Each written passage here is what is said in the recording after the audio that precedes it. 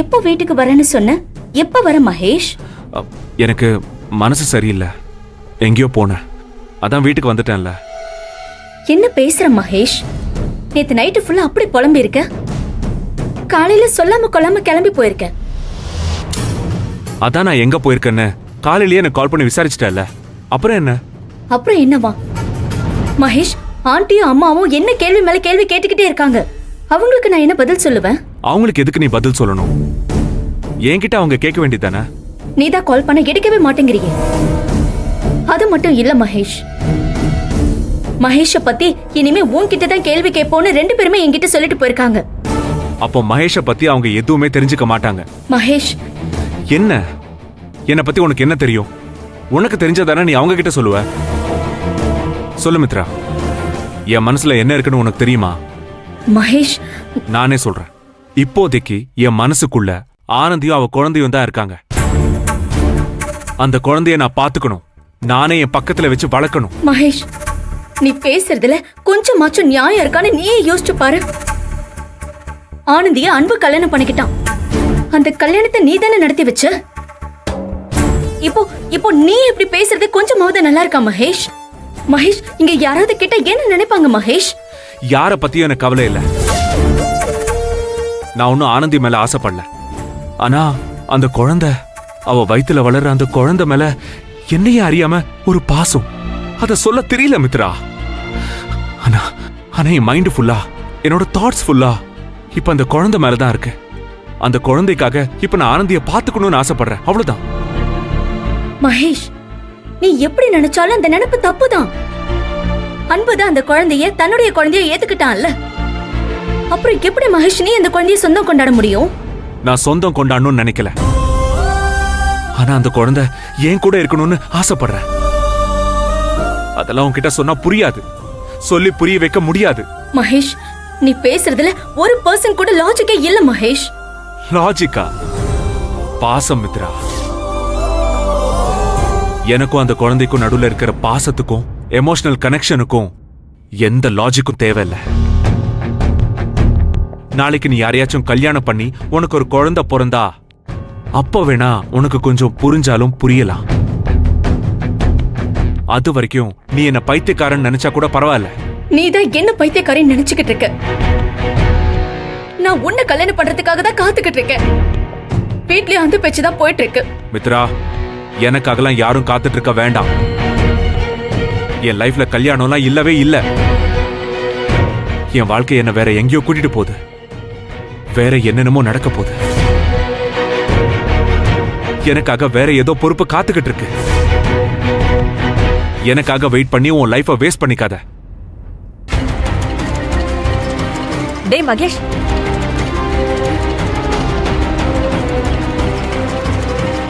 என்ன மித்ரா, என்ன சொல்லிட்டு போறான்? மனசு சரியில்லை, பக்கத்துல தான் போனேன், நீ எதுக்கு என்ன கேள்வி கேக்குறன்னு கேட்டுட்டு போறான் ஆண்டி. பார்வதி, மகேஷ் ஏதோ அப்நார்மலா பிஹேவ் பண்ற மாதிரி தெரியல. ஆமா சத்யா, நானும் அதை பத்தி தான் யோசிச்சுட்டு இருக்கேன். என்னமோ நடக்குது, ஆனா என்னன்னு தான் தெரியல. ஏன் இப்படி மாறிட்டானே புரியல. பேசாம நாமளே பேசிடலாமான்னு யோசனையா இருக்கு. வேணாம் வேணாம், அவன் அப்செட்டா இருக்கும்போது மித்ரா அவனுக்கு சப்போர்ட்டா இருக்கணும். அப்பதான் அவன் மித்ரா கிட்ட க்ளோஸ் ஆவான். ஆண்டி, நான் இதுக்கு மேல என்ன பண்றது ஆண்டி? அவன் என்கிட்ட இப்படி பேசிட்டு போறான், அவன் கிட்ட நான் என்ன பேசுவேன்? இங்க பாரு சின்னு, முதல்ல இந்த கான்ஃபிடன்ஸ் இல்லாம பேசுறத நிப்பாட்ட. நீ குழந்தையில இருந்தே அவனை பாத்துட்டு தானே இருக்க. மகேஷ எப்படி பேசி கன்வின்ஸ் பண்ணணும்னு கூட உனக்கு தெரியலனா எப்படி லைஃப் லாங் அவன் கூட நீ டிராவல் பண்ணுவ? சின்னு, இங்க பாரு, வீட்லயோ கம்பெனிலயோ அவனுக்கு எதிராக நீ எதுவுமே பண்ணாத. அவன் வழியிலே போய் அவனை உன் வழிக்கு நீ கொண்டு வா. அதுக்கு என்ன செய்யணும்னு நீ யோசிச்சின்னு. சத்யா, நீ எதுக்கு இப்ப மித்ரா திட்டிட்டு இருக்க? நீச்சல் அடிச்சு மேல வந்துருன்னு கரையில நின்னு சொல்றது ரொம்ப ஈஸி தான். அடிச்சுட்டு போற வெள்ளத்துல விழுந்தவனுக்கு தான் அதோட கஷ்டம் என்னன்னு தெரியும். இங்க பாரு மித்ரா, உன்னை விட மகேஷா அதிகமா புரிஞ்சுக்கிட்டவங்க யாருமே கிடையாது. அவன் உன்னை புரிஞ்சுக்கிற வாய்ப்ப நீ ஒரே ஒரு தடவை உருவாக்கிட்டா போதும், மத்ததெல்லாம் தன்னால நடக்கும். அதுக்கு என்ன பண்ணாலும் மட்டும் யோசி. அம்மா சொன்னதெல்லாம் நினைச்சு வருத்தப்படாத. போ, போய் ரிலாக்ஸ்டா உட்காந்து யோசி. எல்லாம் சரியாயிடும். போ.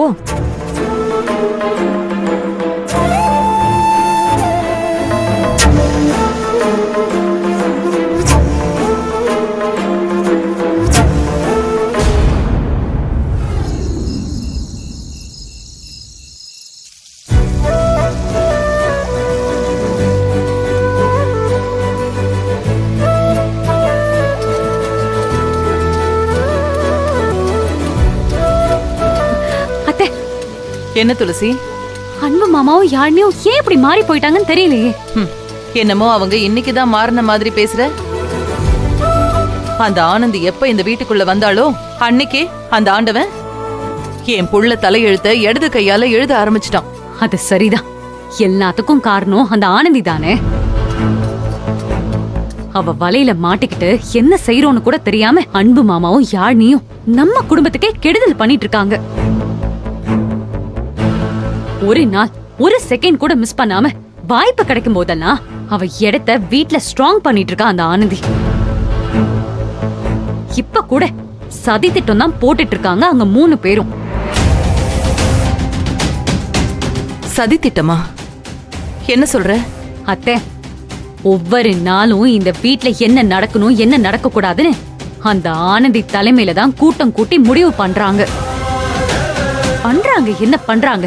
அந்த ஆனந்தி தான் எல்லாத்தையும் முடிவு பண்றா. துளசி, நல்லா இருப்ப.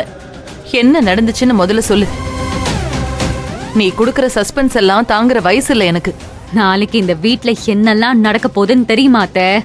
எல்லாமே அந்த ஆனந்தியோட பிளான். முதல்ல நாளைக்கு யாழ்னியோட காலேஜ்ல கல்ச்சுரல்ஸ். அதுக்கு அவ கூட என்ன அனுப்பணும்னு முடிவு பண்ணிருக்காங்க. இதுல என்ன துளசி பெரிய திட்டம் இருக்கு? சொல்ல போனா இது நமக்கு நல்லதுதான். யாழினி கிட்ட கொஞ்சம் பேசி அந்த ஆனந்திய பத்தி புரியவை. ஐயோ அத்தை, இதான் இப்படி கள்ளங்கபடம் இல்லாம யோசிக்கிறீங்க பாத்தீங்களா? இதான் உங்க வீக்னஸ். இததான் அந்த ஆனந்தி நல்லா யூஸ் பண்ணிக்கிறா. யாழ்னிக்கு தான் என்ன கண்டாலே ஆக மாட்டேங்குது. அப்படியே என்ன அவ கூட கூட்டிட்டு போனோம். இது எல்லாமே அவங்களோட பிளான். அத உங்களால புரிஞ்சுக்க முடியலையா? அத்தை, நாளைக்கு நம்ம வீட்ல ஒரு முக்கியமான விஷயம் நடக்க போகுது. ஆக்சுவலா அவங்க 3 பேரும் என்ன பேசினாங்க தெரியுமா? அத சொல்லுன்னுதான் ரொம்ப நேரமா கேட்டுக்கிட்டு இருக்கேன். நாளைக்கு அவங்க வரும்போது அம்மா மட்டும் வீட்ல இருந்தா பிரச்சனை இல்ல, துளசி இருந்தா அம்மாவை சமாளிக்க முடியாது. அதனால துளசிய நீ காலேஜ் கல்ச்சுரல்ஸ்க்கு கூட்டிட்டு போயிடு யாழ்னின்னு அவகிட்ட சொல்லிட்டு இருந்தாங்க. யாரு வராங்க நாளைக்கு? என்கிட்ட எதுவும் சொல்லலையே. அது எப்படி உடனே சொல்லுவாங்க? நாளைக்கு காலையில என்ன யாழ்னி கூட அனுப்பிட்டு உங்ககிட்ட எதையாச்சும் கதைய சொல்லி சமாளிக்கலான்னு பிளான் போடுறாங்க. இப்பவே வந்து உங்ககிட்ட எல்லாத்தையும் சொல்லுவாங்களா? இப்ப புரியுதாத்த அவங்க உங்களை எப்படிலாம் ஏமாத்துறாங்கன்னு? நான் உங்க கூட இருக்கிறது தான் அவங்களுக்கு ஒரு பிரச்சனையா இருக்கு. நான் மட்டும் இல்லைன்னு வைங்க, நீங்களே ஆரத்தி எடுத்து வாமா மருமகளேன்னு அந்த ஆனந்திய வீட்டுக்குள்ள கூட்டிட்டு வந்திருப்பீங்க.